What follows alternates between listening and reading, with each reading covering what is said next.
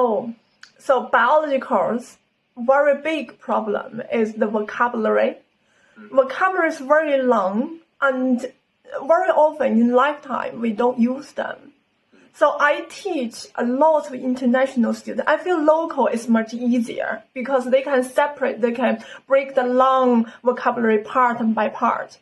But international students, they don't have a clue. For example, protein phosphorylation.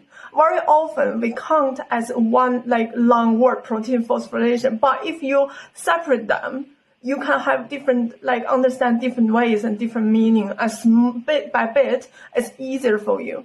So that's how in September, especially in the first term, I encourage my students just focus on the keyword and repeat them, getting them into your head like building blocks, and use them in the future description sentences.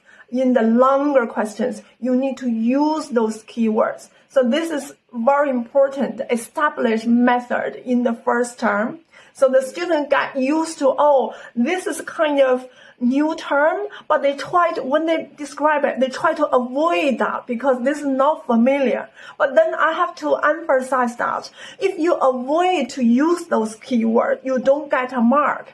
So in the marking scheme, look, underline those points are all focused on the keyword. Therefore, students encourage them to use them, to remember them first, writing with the correct spelling, and use them in the sentence description. I say, if longer answers, you get, no matter how many lines you write, you don't hit on the keyword, you don't get a mark.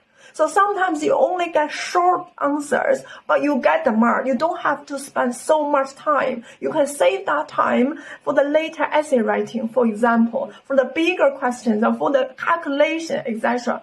So that would increase your mark. I think my students quite appreciate